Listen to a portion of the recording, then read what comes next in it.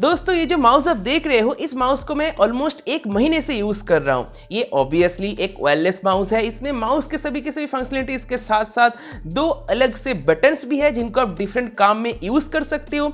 साथ ही साथ इसमें एक DPI स्विच भी है जिसके जरिए आप डिफरेंट पोजीशन में DPI को चेंज कर सकते हो।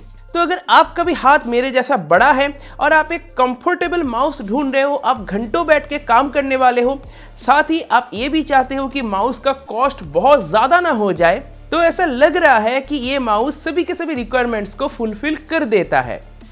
आज की इस वीडियो में हम इसी माउस को डीपली टेस्ट करने वाले हैं। देखेंगे कि एक एक फीचर्स कैसे काम कर रहा है एंड फाइनली जाके देखेंगे कि क्या ये माउस अपने 900 रुपए के प्राइस ब्रैकेट को जस्टिफाई करता है या फिर नहीं। तो चलिए दोस्तों आज की इस वीडियो को शुरू करते हैं। ये है इन्फिक का PM6 वायरलेस माउस। स्पेक्स आप देख सकते हो, कंप्लीटली रिचार्जेबल माउस है। इसके साथ एक USB केबल भी आ रखा है जिससे आप इस माउस को चार्ज कर पाओगे और जो चार्जिंग पोर्ट है वो माइक्रो USB में है। चार्ज में लगाते ही एक ऐसा ब्लू लाइट जल जाएगा और जब माउस फुल चार्ज हो जाएगा ये जो लाइट है ये ऑफ हो जाएगा। इस माउस की जो अच्छी बात मुझे लगी है, इसमें एक फिजिकल ऑन ऑफ स्विच है जिससे बैटरी लाइफ भी डेफिनेटली एनहांस होगी। Look wise and comfort wise अगर मैं देखूं तो लुक बहुत ही अच्छा है। कंफर्ट की अगर मैं बात करूं तो मेरे हाथ में तो बहुत ही अच्छे से ग्रिप बन रही है। यूज करने में सच बताऊं तो मजा आ रहा है। यहाँ पर इसकी USB रिसीवर दी गई है जिसको आपको अपने लैपटॉप में या फिर अपने डेस्कटॉप कंप्यूटर में प्लग इन करना है। साथ ही इस माउस को आप अपने मोबाइल फोन्स, टैबलेट्स के साथ भी यूज कर सकते हो, एक proper USB-C to USB Type A converter लगा के। इसके बाद सिंपली स्विच को ऑन कीजिए एंड माउस को यूज कीजिए। तो यहीं पे तो मैं रिव्यू को खत्म नहीं करने वाला, अभी तो मैंने कुछ भी नहीं बताया। अब शुरू होगी असली चीज जो कि है माउस को प्रॉपर्ली टेस्ट करना। एक एक इंडिविजुअल फीचर्स को हम निचोड़ के टेस्ट करेंगे एंड देखेंगे कि माउस सच में लेने लायक है या फिर नहीं। जैसा कि मैं हमेशा ही कहता हूं, माउस को खरीदने के बाद सबसे पहले आपको इसके सभी के सभी स्विचेस को टेस्ट करनी है। इस टूल के जरिए आप सारे के सारे बटन्स को टेस्ट कर सकते हो। हर एक स्विच को आप 50 बार प्रेस कीजिए, साथ ही हर एक क्लिक मन में भी गिनिए। 50 काउंट कर लेने के बाद देखिए कि ये जो टूल है ये भी 50 दिखा रहा है या फिर नहीं। अगर आपकी काउंटिंग और इस टूल की काउंटिंग सेम नहीं, इसका मतलब स्विच ठीक है। ध्यान रखने वाली बात यह है कि आपको काउंटिंग ढंग से करनी है, मिस नहीं होनी चाहिए। ऐसे आप जितने भी स्विचेस है, इवन जो स्क्रॉल क्लिक है, सभी को इस तरीके से टेस्ट कर सकते हो। इसके बाद आप लेफ्ट क्लिक को यूज करके ड्रैग एंड ड्रॉप टेस्ट कीजिए। ये टेस्ट भी बहुत ही आसान है। आप सिंपली विंडोज में ड्रैग एंड ड्रॉप करके ट्राई कर सकते हो या फिर बहुत सारे ऑनलाइन टूल्स भी आते हैं जिनका भी आप यूज कर सकते हो। दोनों ही टूल्स का लिंक मैं वीडियो के डिस्क्रिप्शन में डाल रहा हूं, आप जाके चेकआउट कर सकते हो। इसके बाद बारी आती है स्क्रॉल की। स्क्रॉल डेफिनेटली बहुत ही कंफर्टेबल है। स्पेशली जो स्क्रॉल व्हील है इसमें ग्रिप बनी हुई है, इस वजह से स्क्रॉल करने में आसानी रहती है। साथ ही साथ स्क्रॉल की मूवमेंट जो है वो बहुत ही स्मूथ है एंड जब भी मैं किसी भी पेज को स्क्रॉल करता हूं वो भी बहुत ही स्मूथली स्क्रॉल होता है। Click switches, scroll wheel, scroll click सभी बहुत ही अच्छे से काम कर रहा है इस माउस के साथ, कोई दिक्कत वाली बात नहीं है। पर जो चीज़ में भी कुछ यूजर्स को पसंद नहीं आएगा वो है इसकी नॉइज़। जो क्लिक्स हैं, जो बटन्स हैं, उनसे थोड़ा सा ज़्यादा नॉइज़ आती है, पर जो स्क्रॉल व्हील है वो बिल्कुल साइलेंट है। नॉइज़ सबसे ज़्यादा आती है जो ये साइड बटन्स है इनसे। आप खुद ही सुन सकते हो।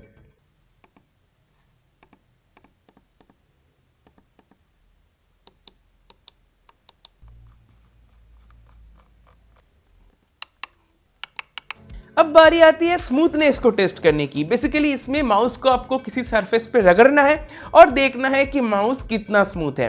किसी सरफेस मतलब कोई एक स्मूथ सरफेस होनी चाहिए या फिर माउस पैड के ऊपर। इस माउस की जो फिट्स है इनमें कुछ ब्लू कलर की प्रोटेक्शन फिल्म्स लगी हुई हैं जिनको आपको ट्विजर की मदद से आराम से निकाल देना है।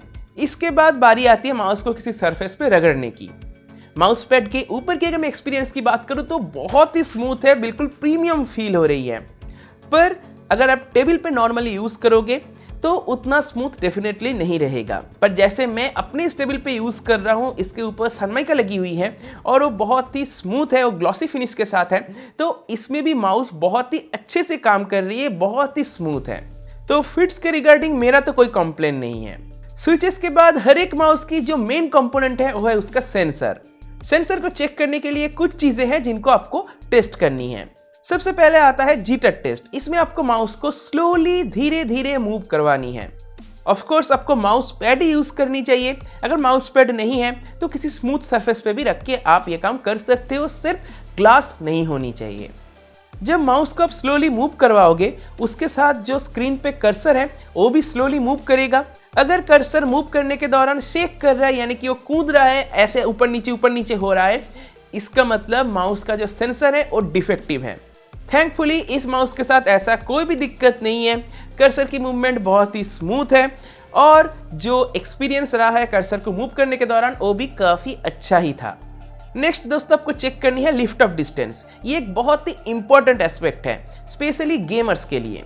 मान लो अगर किसी पोजीशन पे माउस को उठाकर मूव करना पड़े और अगर तब भी उठाने के बाद भी जो कर्सर की मूवमेंट है वो हो रही है तो डेफिनेटली एक्यूरेसी में आपको प्रॉब्लम होगा। माउस को जब आप सरफेस से उठा लोगे तब जो कर्सर की मूवमेंट है वो नहीं होनी चाहिए। अगर उठाने के बाद भी हो रही है, मान लो इतना डिस्टेंस के बाद सरफेस से इतना ऊपर जब माउस को आप लेके चले गए तब भी कर्सर की मूवमेंट हो रही है, इसका मतलब आपको बहुत ज़्यादा परेशानी होगी। आपको हमेशा ही कोशिश करनी है कि जो लिफ्ट ऑफ डिस्टेंस है ये कम से कम रहे। सरफेस से मिनिमम जिस डिस्टेंस पे माउस काम करना बंद कर देता है इसी डिस्टेंस को बोला जाता है लिफ्ट ऑफ डिस्टेंस। मेरा जो रफ मेजरमेंट है इसके अनुसार इस माउस की लिफ्ट ऑफ डिस्टेंस है लगभग 3.27 मिलीमीटर। इसके बाद दोस्तों अगर आप चाहो तो आप पोलिंग रेट को भी टेस्ट कर सकते हो। पोलिंग रेट का मतलब है कि हर सेकंड माउस अपना पोजीशन कितना बार कंप्यूटर को रिपोर्ट कर रहा है।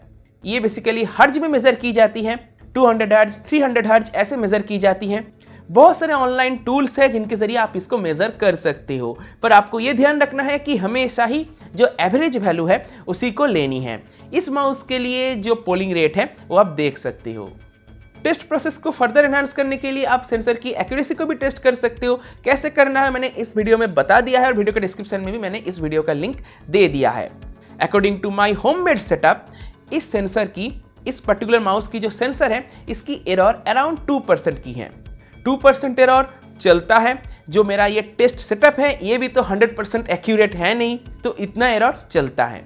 पर अगर ये एरर बहुत ज़्यादा आती है तो डेफिनेटली प्रॉब्लम है, सेंसर में कुछ ना कुछ दिक्कत है। इसके बारे में डिटेल में मैंने उस वीडियो में बताया है। फाइनली दोस्तों मैं बात कर लेता हूँ DPI की। ऑल्दो DPI टेस्ट करने की ज़रूरत नहीं है, फिर भी अगर आप करना चाहते हो तो इस टूल की मदद से कर सकते हो। इस माउस में 3 अलग अलग DPI सेटिंग्स है, 800, 1200 एंड 1600, जिसको आप एक्सेस कर सकते हो इस बटन को प्रेस करके। यहाँ पे ध्यान रखने वाली बात यह है DPI एंड सेंसिटिविटी दोनों एक चीज नहीं है। काम शायद आपको देखने में ऐसा लग सकता है कि एक ही कर रहा है, पर एग्जैक्टली में दोनों एक जैसा नहीं है। अब क्यों नहीं है वो आप इस वीडियो को देख के जानो। वीडियो के डिस्क्रिप्शन में भी मैंने लिंक दे दिया है। गेमिंग एक्सपीरियंस की अगर मैं बात करूं तो गेमिंग एक्सपीरियंस फ्लॉलेस था। मैंने फार क्राई 4 खेला था। मेरा जो प्ले स्टाइल है, मैं ज़्यादातर हेडशॉट मारता हूं, जिस तरीके से मैं मूवमेंट करता हूं सब कुछ स्मूथली हो रहा था, कोई दिक्कत वाली बात नहीं है। अगर मैं normally daily to daily tasks में बात करूं तो वो तो अच्छा है ही, पर यहाँ पे जो सबसे इंपॉर्टेंट बात वायरलेस माउस के साथ आती है वो है लेटेंसी। इस माउस के साथ भी लेटेंसी देखने को मिलेगा अगर आप जो रिसीवर है उससे काफ़ी दूर जाके माउस को यूज़ करोगे। मैं आपको ऑलवेज रिकमेंड करूंगा अगर आप वायरलेस माउस ले रहे हो तो रिसीवर की जितने पास हो सके उतने पास ही माउस को रख के यूज़ कीजिए, चाहे मैन्युफैक्चरर कुछ भी क्लेम करे। अगर आप लो लेटेंसी चाहते हो तो रिसीवर के जितने पास माउस होगा उतना ही बढ़िया होगा। बैटरी बैकअप की दोस्तों अगर मैं बात करूं तो मैंने तो पर्सनली कोई इशू नोटिस नहीं किया है। मैं 3 दिन में एक बार चार्ज में लगा देता हूं, क्योंकि मैं अपने माउस को 5 से 6 घंटे डेली यूज़ करता हूं, तो 3 दिन तो आराम से चल जाता है। मे बी अगर आप नॉर्मली यूज़ करो तो 7 दिन भी चल सकता है। मैंने अभी तक माउस को डिस्चार्ज करके टेस्ट नहीं किया, पर मेरा जो एक्सपीरियंस है इसमें चार्ज अच्छा ही रहता है। साथ ही इस माउस में इस साइड 2 डेडिकेटेड बटन्स हैं जिनसे मैं ऑलरेडी हैबिचुएटेड हूँ, क्योंकि मैं लॉजिटेक की G402 को यूज़ करता हूँ। बिल्कुल सिमिलर सेटअप है, इस वजह से काम करने में भी मुझे आसानी होती है। ये जो साइड बटन्स है इनको आप डिफरेंट काम में तो यूज़ कर ही सकते हो, साथ ही गेम्स में भी बहुत ज़्यादा एडवांटेज देता है कुछ केसेस में, कुछ गेम्स में। पर इस माउस के साथ जो चीज़ मैं मिस करता हूँ वो है एक डेडिकेटेड सॉफ्टवेयर जो लॉजिटेक G402 के साथ है। इस डेडिकेटेड सॉफ्टवेयर के जरिए हम DPI को तो अपने हिसाब से एडजस्ट कर ही सकते हैं, साथ ही और भी बहुत सारे सेटिंग्स हैं जिनका एक्सेस हमें मिल जाती हैं। पर इस माउस में ऐसा कुछ भी नहीं है, पर मैं कंप्लेन नहीं करूंगा क्योंकि इस माउस का प्राइस 1000 रुपए के अंदर ही है, साथ ही ये वायरलेस माउस है। पर सस्ते में अच्छा माउस मुझे लगा है, तो डेफिनेटली आप इसको एक बार कंसिडर करके देख सकते हो। स्पेशली इस माउस की जो अर्गोनॉमिक डिजाइन है, जो कंफर्ट हमें देता है, उस हिसाब से ये अपने प्राइस को डेफिनेटली जस्टिफाई करता है, साथ ही साथ फीचर्स भी तो काफी अच्छा है ही। तो मेरे हिसाब से तो रिकमेंडेड है। अब मुझे कमेंट सेक्शन में बताना कि आपको क्या लगता है।